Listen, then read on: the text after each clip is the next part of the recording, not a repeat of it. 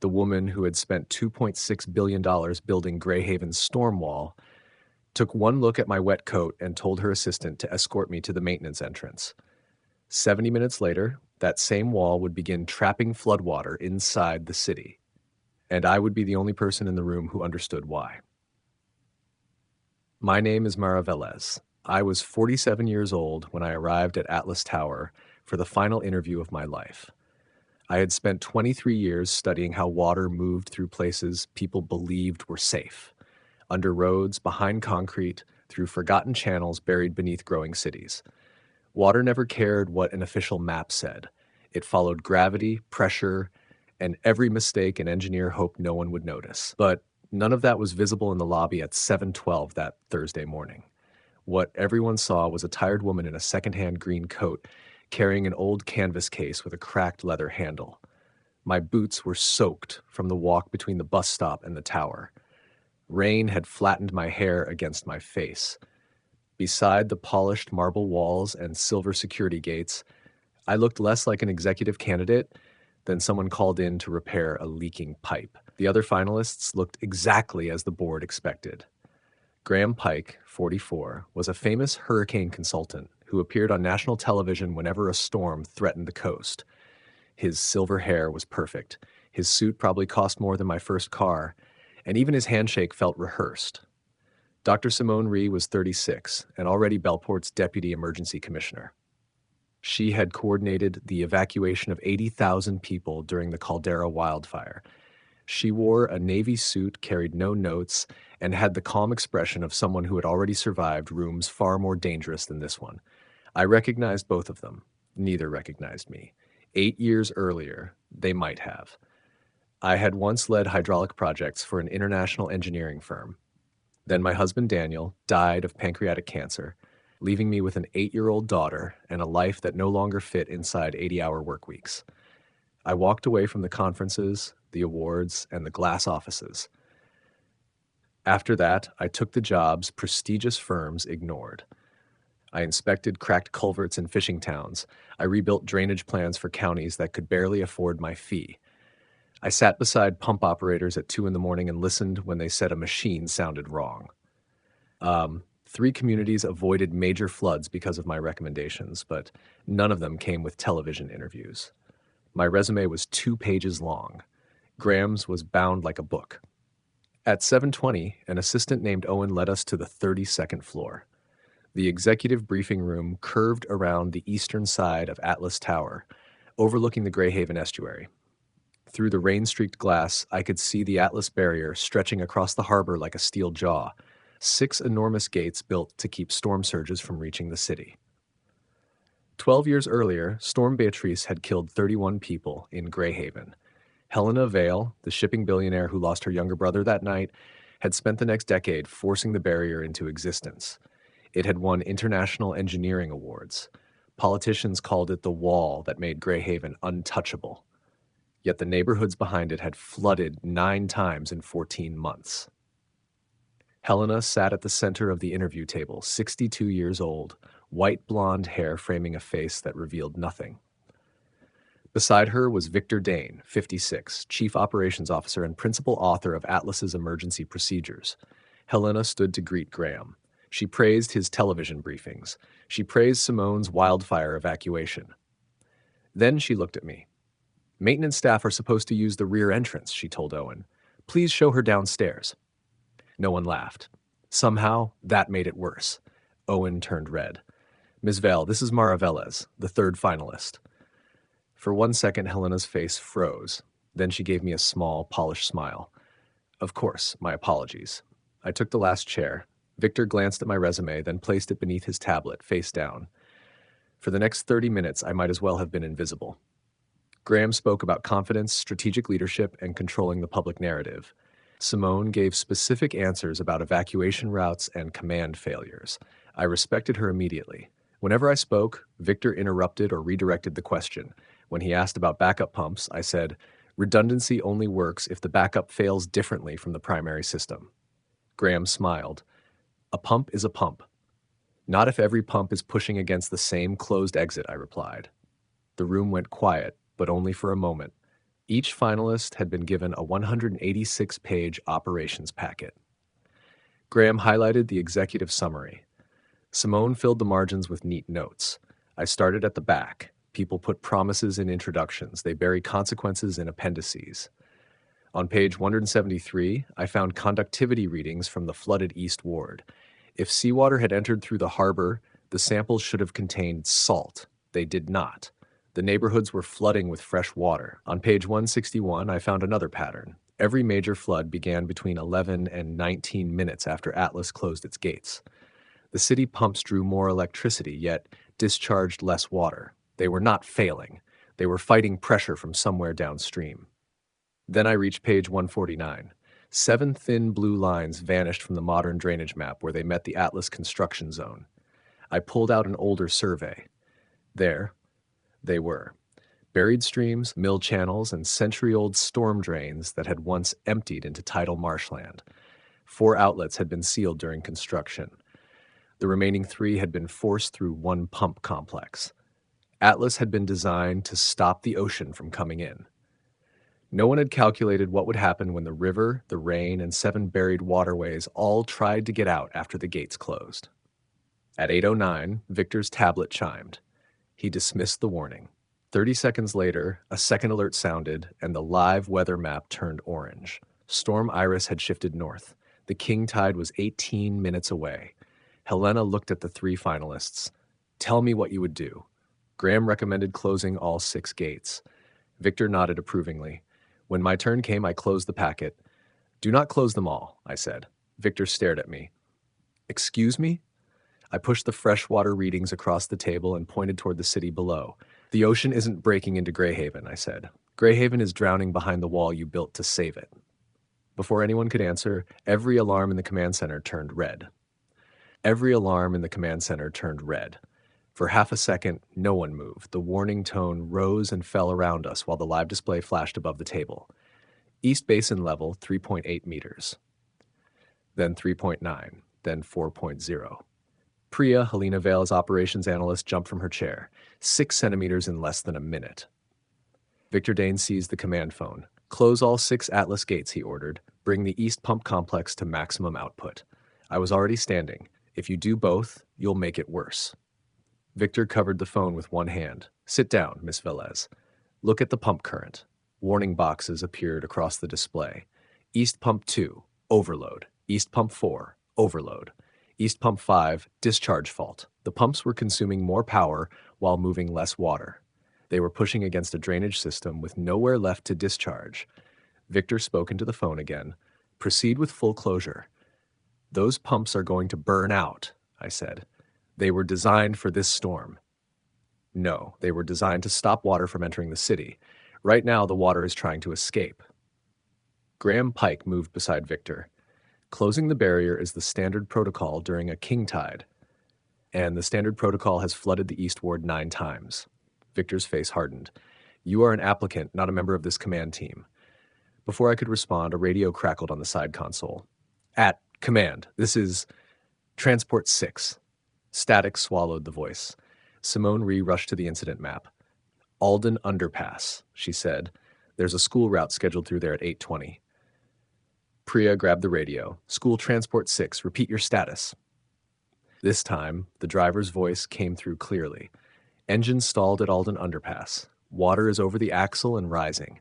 I have 22 students aboard. The doors won't open against the current. The room changed instantly. A minute earlier, Victor and I had been arguing about engineering assumptions. Now, 22 children were trapped inside a metal box filling with floodwater. Helena stood. How long do they have? Simone checked the street sensors. At the current rate, the water reaches the passenger floor in 12 minutes. It could be faster if the basin keeps rising. Dispatch rescue boats, Graham said. The nearest water rescue unit is 14 minutes away, Simone replied. Fire crews? The western approach is already underwater. From the radio came the driver's strained voice. Children, stay in your seats. Put your backpacks on the racks. Everyone remain calm. A child began crying in the background. Victor pointed at Priya. Tell the driver to move everyone to the rear seats. Maximum pump output will lower the water. It won't, I said. He ignored me. I grabbed the old survey from the table and moved to the main console. Owen, overlay this map on the live flood display. The young assistant hesitated, looking toward Victor. Do it, Helena ordered. Owen scanned the survey. Pale blue lines appeared beneath the modern streets, revealing the streams and drainage channels Greyhaven had buried generations earlier.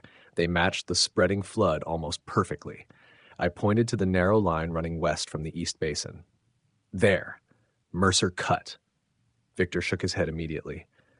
That channel was decommissioned 9 years ago. The electric actuator was decommissioned. The channel still exists. It is not part of the active system. It doesn't need to be active. It needs to be open. I enlarged the western side of the map. Mercer Cut ran beneath the old industrial district before emptying into the North Marsh, a protected retention basin outside the flooded drainage network. The marsh can hold 600 acre-feet, I said. Its tide berm isolates it from the surge. Open the Mercer Cut sluice, and the East Basin will finally have somewhere to drain. The gate is inoperative, Victor said. The actuator is inoperative. The access tunnel was sealed. A man's voice came through the radio. No, it wasn't. Everyone turned toward the console. This is Luis Ortega at East Pump, the voice continued. Manual access is still open. The wheel is on the lower service deck.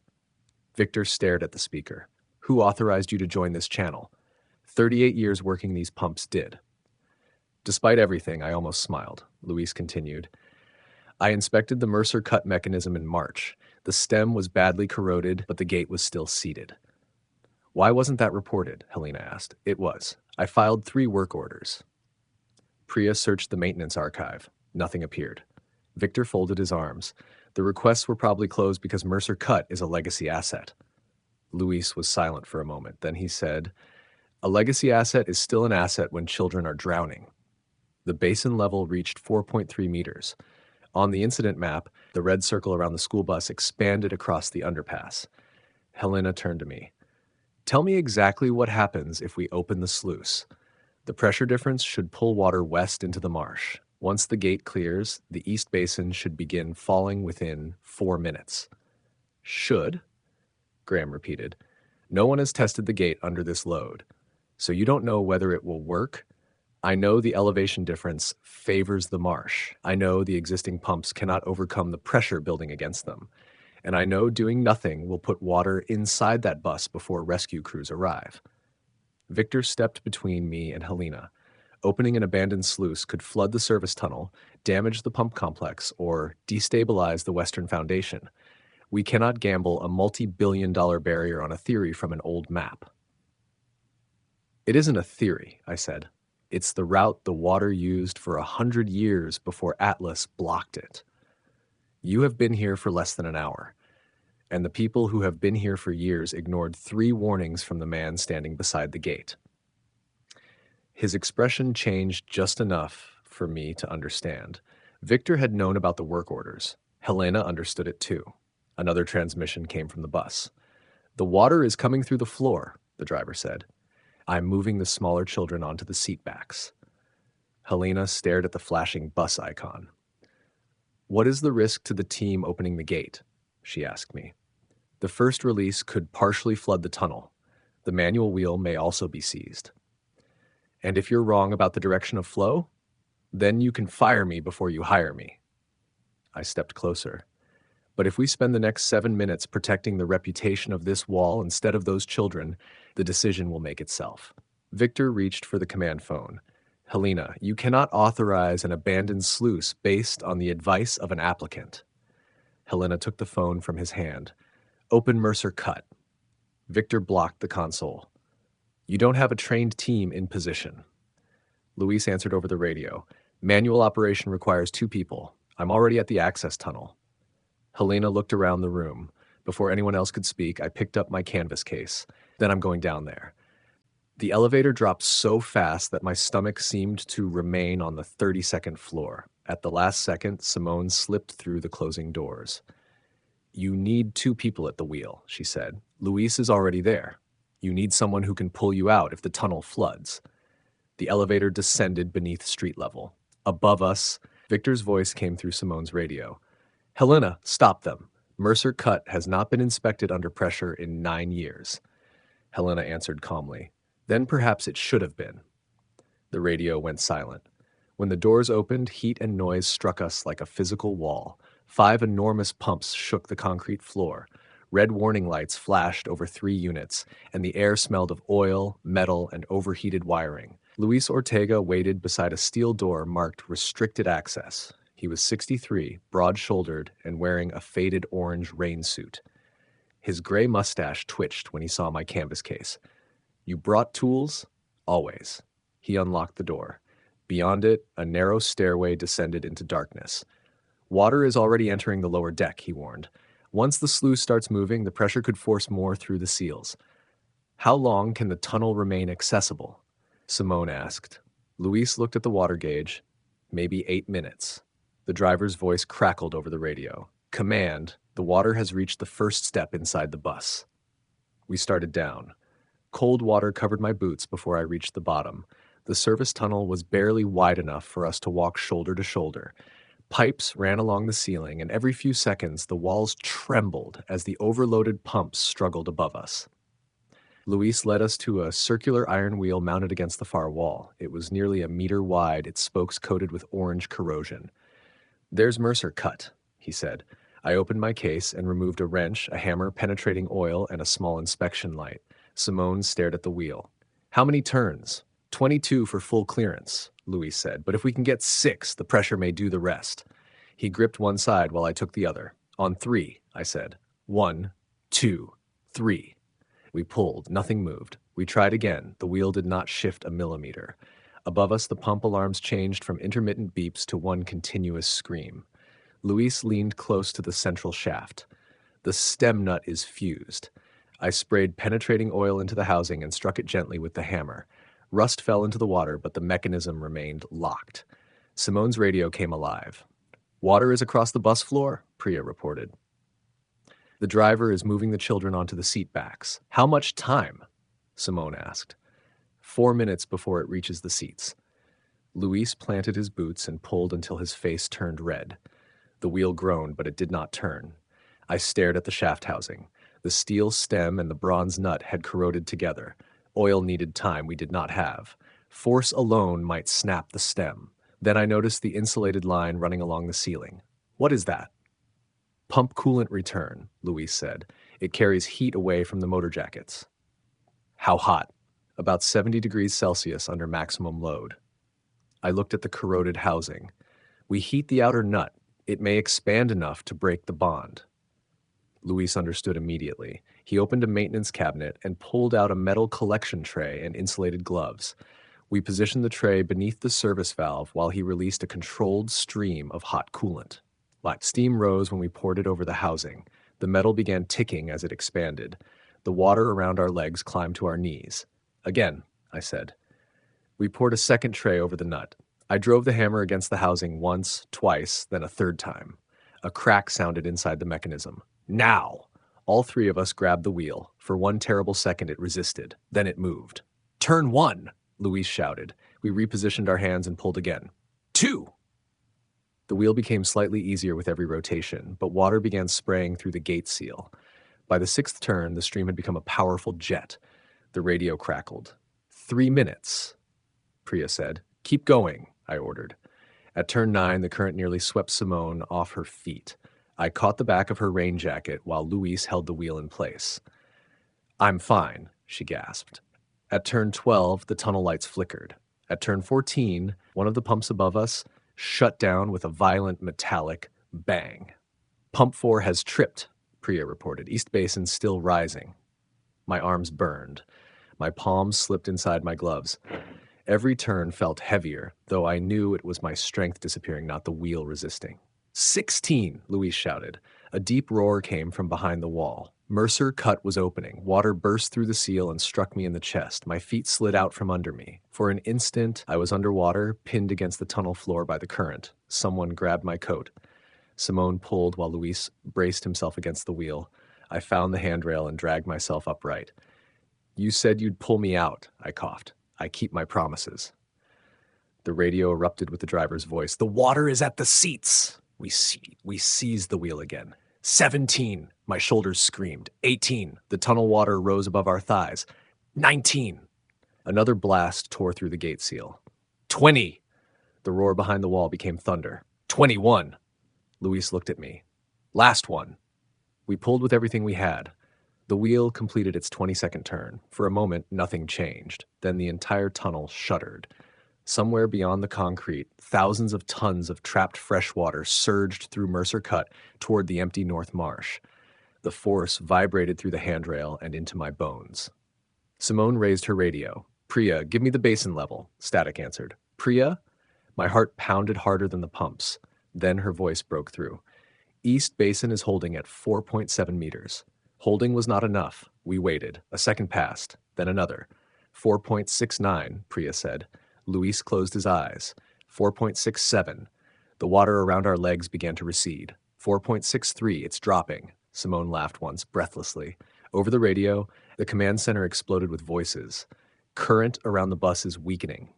Fire crews entering the eastern approach. Rescue team has reached the underpass. Luis leaned against the wall. I wanted to collapse beside him, but I kept listening. 1 child out, Priya reported.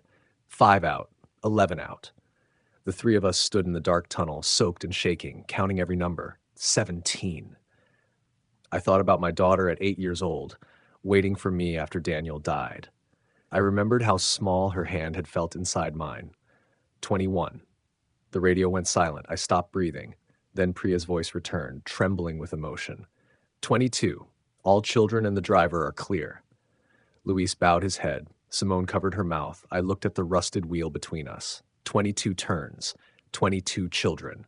When we returned to the command center, no one looked at my wet coat. They were all looking at Victor. On the main display, Priya had opened the maintenance archive. 17 ignored warnings filled the screen. Every one of them carried Victor Dane's approval code.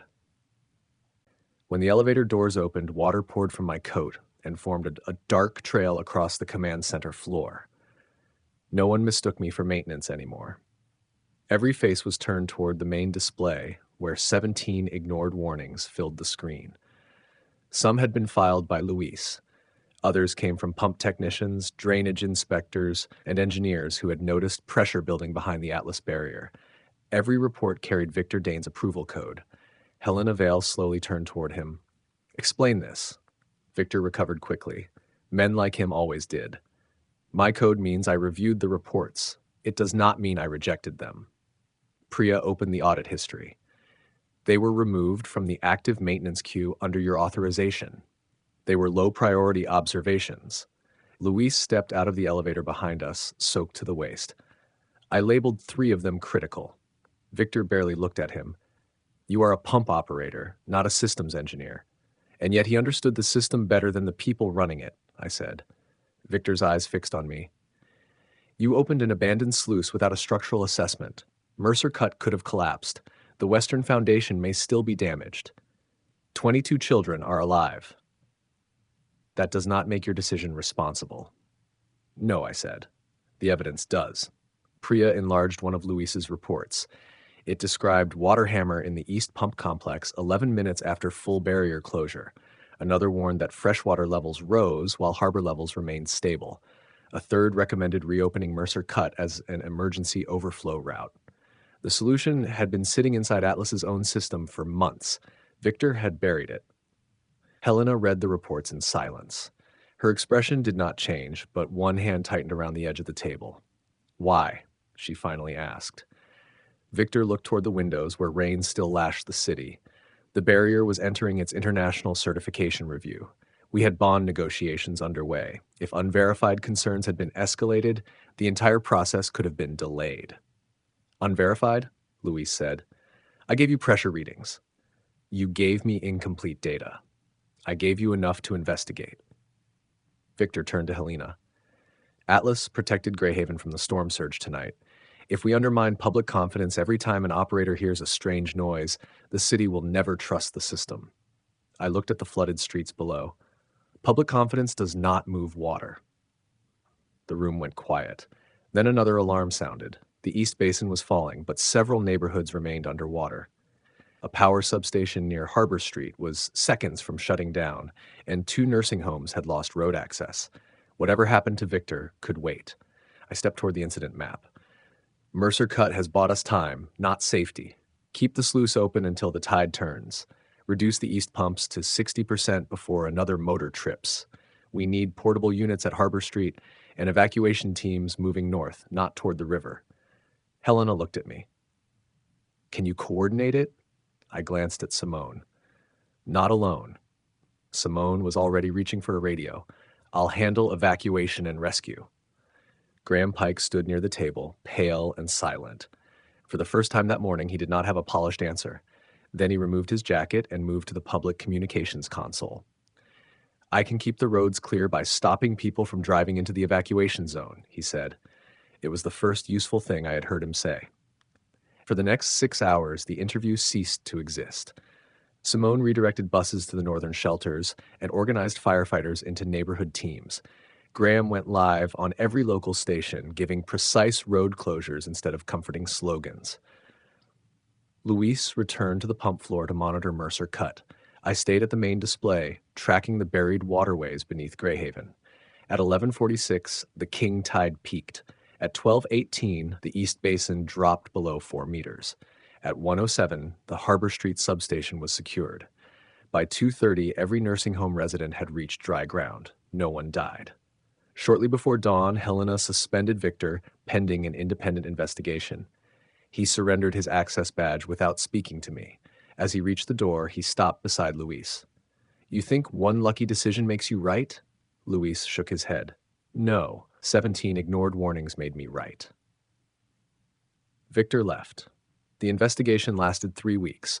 It found that he had repeatedly downgraded maintenance reports to protect Atlas's certification schedule. He had also removed Mercer Cut from emergency plans because admitting the barrier needed an old drainage channel would weaken its claim of being a complete solution. Victor resigned before the final report became public. Helena did something I did not expect. She released the entire investigation, including her own failure to question him. At a press conference, she admitted that Atlas had been built with more faith and prestige than in the people operating it. Then she apologized to Greyhaven. And to me. I expected to return home after giving my testimony. Instead, Helena asked me to meet her at the Atlas Barrier. She stood beside the open Mercer Cut channel, watching fresh water rush safely toward North Marsh. I misjudged you the moment you entered my building, she said. Yes, you did. Most people would have softened that answer. I was too old to make honesty comfortable for powerful people. She nodded. Greyhaven needs a director of urban resilience. I want you to take the position. I looked at the barrier that had nearly destroyed the city it was meant to protect. I have conditions. Name them. Simone becomes my deputy. Luis leads a permanent operator advisory council. No maintenance warning can be removed by one executive. All flood data stays visible to the public, and we stop pretending Atlas is a wall. What is it then? One part of a living system. Helena held out her hand. Agreed. 6 months later, Mercer Cut had been rebuilt with a modern gate and 3 independent controls. The buried streams were added to every official map. Pump operators attended planning meetings alongside engineers and executives. We created neighborhood drills based on what water would actually do, not what a presentation claimed it should do. Simone became the best deputy I could have asked for. Luis finally received an office, though he preferred the pump floor and used the office mainly to store coffee. As for me, I kept the second-hand green coat. It hangs behind my desk on the 32nd floor. Whenever someone enters my office wearing muddy boots, carrying worn tools, or speaking without impressive credentials, I remember the morning Atlas Tower tried to send me to the maintenance entrance. They thought I was there to fix a leak. In a way, they were right. Greyhaven did not need another person to admire its wall. It needed someone willing to repair what pride had broken. Life often teaches us that the quietest person in the room may carry the wisdom everyone else has overlooked. Never judge someone by their clothes, title, age, or reputation. Character is revealed through courage, humility, and the willingness to act when others hesitate. Listen carefully to those closest to a problem, respect experience wherever it comes from, and never let pride silence the truth. One brave voice can expose years of mistakes, and one compassionate decision can save many lives. Thank you for watching until the end. Please share your thoughts in the comments and subscribe to Karma Tales 35. Until our next story, take care and goodbye.